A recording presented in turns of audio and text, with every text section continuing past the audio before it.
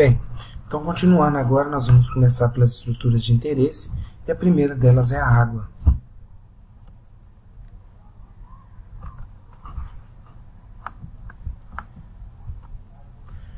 Então, depois da água, nós vamos falar sobre aminoácidos, peptídeos e proteínas, carboidratos, ácidos nucleicos e lipídios. Então, as principais características da água. Quando a gente está analisando a água, a gente sabe que o ponto de fusão e o ponto de ebulição da água, eles são temperaturas padronizadas, né? Então, por exemplo, o 0 grau Celsius, ele é um ponto a partir do ponto de fusão da água. E 100 graus o ponto de ebulição. A partir disso são feitas outras escalas, como Fahrenheit, por exemplo. Então a gente sabe que a água ela evapora numa temperatura mais alta do que o metanol, o etanol, por exemplo. Ou seja, que ela congela numa temperatura mais alta do que o etanol e o metanol também, muito por causa das suas características químicas. Então, para a gente tentar entender as características clínicas da água, é importante a gente relembrar da tabela periódica. Aquela tabela periódica do 2º grau que todos estudaram, né? Aquilo é muito importante. Então, a gente tem aqui à direita os gases nobres, né? Aqui nós temos os metais e aqui nós temos os ametais. Então, lembrando uma coisa importante dessa tabela, é que nós temos aqui, quanto mais à direita e mais alto, mais eletronegativo é o átomo. Ou seja, o flúor é extremamente eletronegativo, o oxigênio e o nitrogênio também, assim como o cloro e o bromo. Então, quando a gente principalmente vai avaliar compostos presentes na bioquímica humana, a gente vai ver que esses 3 átomos têm uma importância muito grande. E considerando água, nós sabemos que esse aqui, que é o mais eletropositivo, se une com esse aqui, que é um dos elétrons negativos potentes que a gente tem. Então, a fusão desses átomos de oxigênio e hidrogênio é que vai formar a molécula da água.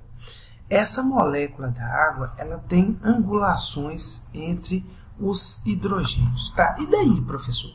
E daí que quando eu tenho 2 moléculas combinadas em um meio líquido, esse hidrogênio aqui, ó, ele gera uma atração com o oxigênio da outra molécula. Então, essa ligação, ela é responsável por características físicas e químicas dessa água. Então, quando a gente vai analisar a água, a gente observa que o quê? As moléculas, elas se organizam com uma determinada distâncias umas das outras. Por quê? Por causa das pontes de hidrogênio. Então, essas pontes de hidrogênio, elas são moléculas fortes. Por quê? Elas são formadas pela interação intermoleculares entre o oxigênio e o hidrogênio. E essas pontes de hidrogênio é que vão dar a característica polar da água. Então, quando eu vou comparar a água, por exemplo, com a glicose, que é polar, a glicose é dissolvida na água.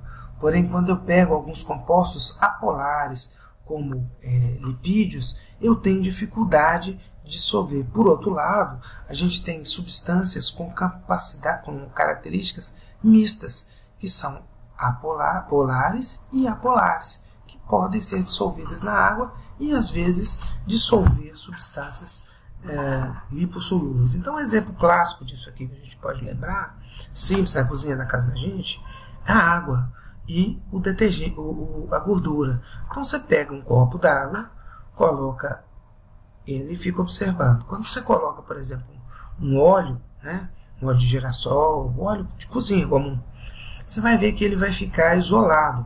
Depois, se você colocar um detergente, o que vai acontecer? Essa gotícula de gordura vai se dissolver dentro da água. Então, essa interação da água com os solutos, ou seja, o que vão se dissolver, é muito importante. Então, quando eu coloco um soluto dentro da água, que nós estamos colocando uma substância positiva, ela vai se interagir, aqui uma substância negativa, um sal, por exemplo, ela vai se interagir com as moléculas da água. Então, quando eu coloco sal de cozinha dentro da água, ele vai ser dissociado em Cl- e Na+. Então, essas cargas positivas e negativas serão dissolvidas dentro da água por causa da característica.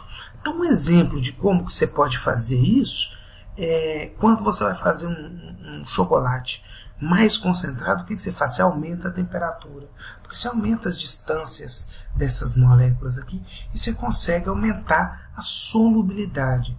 Então, a solubilidade, a capacidade de dissolver solutos da água e outros líquidos, ela depende também de características físicas como a temperatura, por causa dessas interações. Quando eu coloco uma substância mista dentro da água, isso é muito importante, o que acontece? Eu tenho uma parte hidrofílica e uma parte hidrofóbica. A parte hidrofóbica ela é repulsada, ela repulsa, e a hidrofílica é dissolvida. Por que isso é importante de eu entender? Porque a maioria das membranas que a gente tem, elas vão precisar dessas interações para funcionar da forma que a gente entende.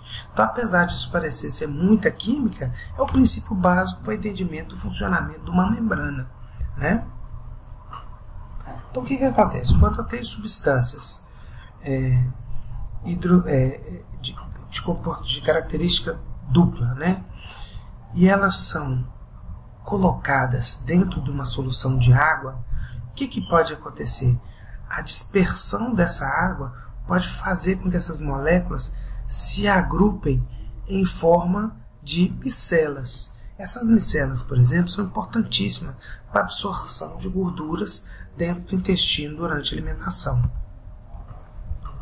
Então, a gente percebe que a água ela tem tipos diferentes de interação com solutos, né?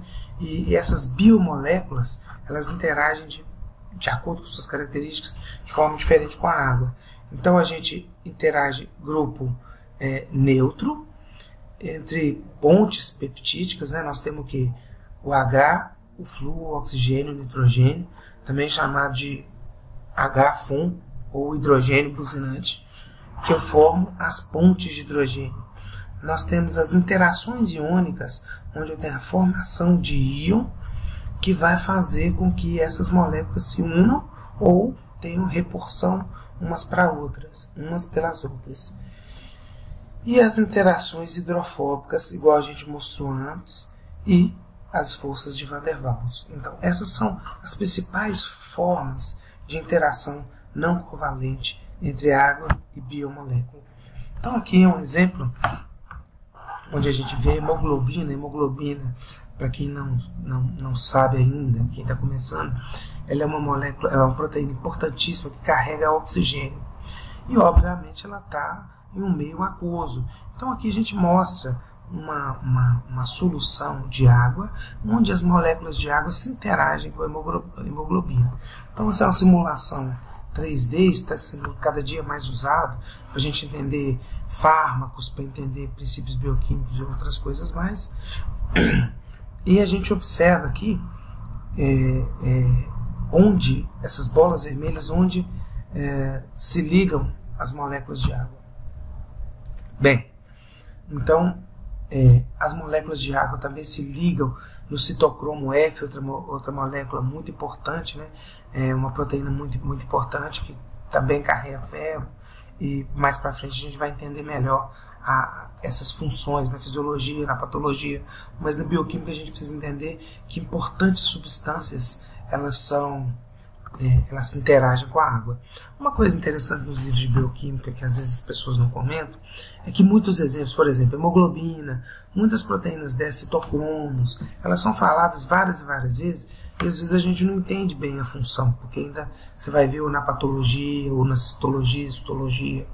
Isso é muito importante, vocês já se familiarizarem com esses nomes, porque a maioria dos exemplos são moléculas importantes para o funcionamento do organismo, né? Então aqui a gente vê uma ligação da água, né, com um açúcar e uma proteína, né? Então a gente vê que essa interação das biomoléculas com a água, ela é complexa. E essa interação ela pode alterar a função de um organismo, né? Ela pode alterar a função de uma célula em consequência de estímulos físicos, estímulos químicos, reações, né? Então isso pode alterar conformações, o que poderia mudar o sinal, né? E essa água, é importante a gente lembrar dela e do gradiente de concentração. O que é isso? Toda vez que eu ponho um soluto dentro da água, né, eu tenho uma alteração nas propriedades físicas da água. Então, por exemplo, eu joguei sal na água, joguei açúcar na água, ela vai demorar mais tempo para entrar em ponto de ebulição. Por quê? Porque aqui eu vou ter até dificuldade das moléculas de água evaporarem. Então, quando eu tenho soluções, eu mudo as características físicas da água. Uma das formas, por exemplo, da gente avaliar a pressão é um conceito de física que é força sobre área. É usar uma membrana semipermeável, aqui água pura, e aqui eu coloco uma solução salina. O que vai acontecer? Como a membrana é semipermeável e deixa passar água, ela vai fazer com que a água entre e aumente essa altura para uma altura H. E a pressão, para eu medir essa pressão, é a força que eu vou conseguir fazer o piston e segurar esse piston aqui, ó, para que esse piston não suba com a alteração de concentração. Então isso é uma pressão osmótica, isso gera uma força. Então, da mesma forma, as nossas células, elas são o quê? Elas têm membranas semipermeáveis e elas estão sujeitas à entrada e saída de água de acordo com sua concentração. E essa saída e entrada de água, ela é muito importante para o funcionamento da célula. Então, por exemplo, para a gente manter a célula em equilíbrio, a gente precisa de energia, porque a célula ela trabalha contra um gradiente de concentração. Então, quando a gente tem algum problema de energia, de geração de energia, a célula não consegue trabalhar direito. Por isso, uma pessoa asfixiada, uma pessoa com dificuldade de respiração, ele acaba indo a óbito, ele morre. Por quê? Porque ele não vai conseguir tirar energia do oxigênio, né? Então, quando a gente respira o oxigênio, a gente faz um tipo de reação para gerar mais energia, e aí você não vai conseguir manter suas células funcionando.